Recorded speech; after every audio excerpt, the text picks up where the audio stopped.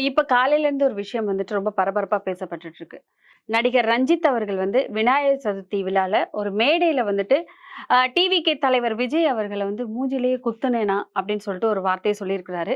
அதுல இன்னொரு வார்த்தைய மென்ஷன் பண்ணியிருக்காரு. என்னன்னா வந்துட்டு, "மோடி பேசுற அளவுக்கு நீ பெரிய ஆளா?" அப்படின்னு ஒரு வார்த்தை கேட்டிருக்காரு. அடுத்து, "அங்கிள்ன்னு சொல்றியே, முதல்வர நீ அங்கிள்ன்னு சொல்லுவியா?" அப்படிங்கிற ஒரு கேள்வியும் கேட்டிருக்காரு. இதே ரஞ்சித் அவர்கள் ஒரு இடத்துல அவர் என்ன சொல்லியிருந்தாருன்னா, விஜய் அவர்களுக்கு சப்போர்ட் பண்ணி பேசியிருந்தாரு. இப்போ இந்த விநாயகர் சதுர்த்தி மேடையில வந்துட்டு, "அடிப்பேன்" அப்படிங்கிற மாரி, "மூஞ்சிலயே குத்துவேன்" அப்படிங்கிற மாதிரி ஒரு வார்த்தைய சொல்லியிருக்கிறாரு.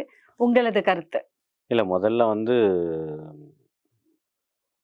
இங்க வந்து தமிழகத்தில மிகப்பெரிய ஒரு மாற்றத்தை ஏற்படுத்தணும்னு கொண்டு வந்தது தான் தமிழக வெற்றிக் கழகத்தினுடைய நோக்கமா இருக்கு. ம். இரு பெரும் அரசியல் துருவங்களா இருந்த திமுக, அதிமுக கடந்த இன்னைக்கு 80 ஆண்டுகள் சுதந்திர இந்தியால வந்து பார்த்தீங்கன்னா, கிட்டத்தட்ட இவர்கள் 70 ஆண்டு, 75 ஆண்டுகள் சொல்றாங்க. இவங்க ஒரு 50, 54 ஆண்டுகள் சொல்றாங்க.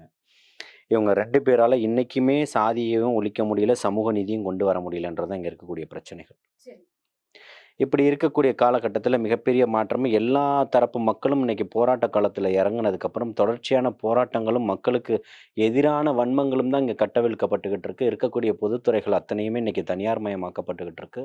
இப்பேற்பட்ட ஒரு இடத்துல முன்ன பெரிய ஒரு வெற்றிடமா இருந்தது. அந்த வெற்றிடத்துக்கு மிகப்பெரிய ஒரு மாற்றா வந்து நிற்கக்கூடியவர் தான் தமிழக வெற்றிக் கழகத்தினுடைய தலைவர் தளபதி அவர்களா இருக்கிறார்.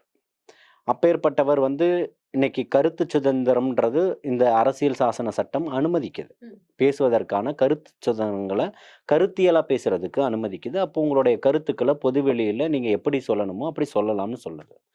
மிஸ்டர்ன்னு சொல்லுவதும், அங்கிள்ன்னு சொல்லுவதும் அன்பார்லிமெண்ட் வேர்டான்னு கேட்கிறேன். தமிழகத்திலயோ, இல்ல உலகத்திலயோ, இல்ல இந்தியாவிலயோ தடை செய்யப்பட்ட ஒரு வார்த்தைகளான்னு கேட்கிறேன்.